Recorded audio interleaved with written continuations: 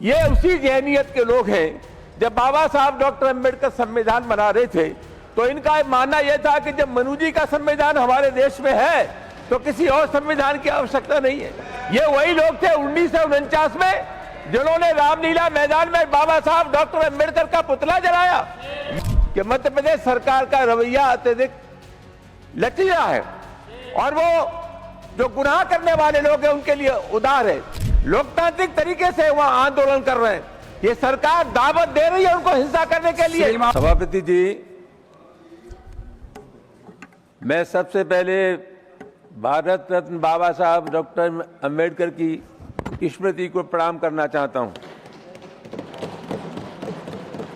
सभापति जी, एक लंबे समय से मध्य प्रदेश उच्च न्यायालय की जो खंडपीठ है ग्वालियर में, वहाँ जो सामाजिक संगठन थे, सामाजिक न्याय को समर्पित संगठन थे, अधिवक्ता थे, जो बाबा साहब डॉक्टर अम्बेडकर को अपना आदर्श मानते थे, वो चाहते थे कि ग्वालियर जो हाई कोर्ट की खंडपीठ है उस परिसर में बाबा साहब डॉक्टर अम्बेडकर की मूर्ति स्थापित हो।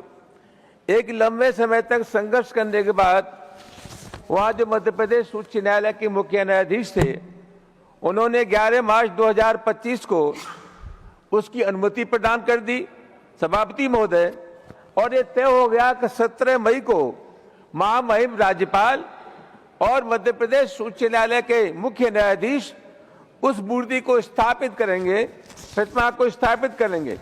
लेकिन 17 मई से पहले ही 14 मई को जब उस मूर्ति को अंदर जाना था परिसर में, सभापति महोदय, तमाम लोगों ने उसका विरोध कर दिया और विरोध करने के बाद उस मूर्ति को प्रवेश नहीं होने दिया ग्वालियर खंडपीठ परिसर में। सभापति महोदय उसका विरोध हुआ और परिणाम यह हुआ सभापति महोदय कि वो जो कार्यक्रम था महामहिम राज्यपाल का और मुख्य न्यायाधीश जी का, वो कार्यक्रम स्थगित हो गया। वह एक लंबे समय से सभापति महोदय बाबा साहब डॉक्टर अम्बेडकर की मूर्ति का लोग विरोध कर रहे हैं।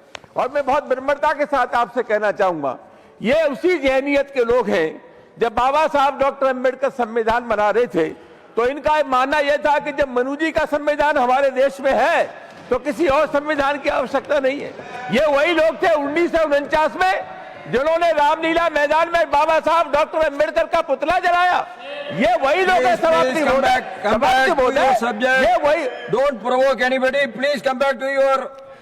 महोदय, ये वही लोग हैं जिन्होंने देश के संविधान को कभी स्वीकार नहीं किया, न राष्ट्रध्वज को अपनाया। मैं बहुत विनम्रता के साथ सभापति महोदय आपके मार्फत निवेदन करना चाहूंगा।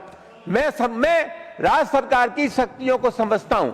मैं मानता हूं कि मध्य प्रदेश सरकार का रवैया अत्यधिक लचीला है और वो जो गुनाह करने वाले लोग हैं उनके लिए उदार है। सभापति महोदय, बहुत गंभीर मामला है। करोड़ों लोगों की भावनाएं बाबा साहब डॉक्टर अम्बेडकर के साथ जुड़ी हैं। लोग चाहते हैं कि वहां प्रतिमा का स्थापना हो और मैं एक ही निवेदन आपके मार्फत करना चाहूंगा। लोग शांतिपूर्ण तरीके से, संवैधानिक तरीके से, लोकतांत्रिक तरीके से वहां आंदोलन कर रहे हैं।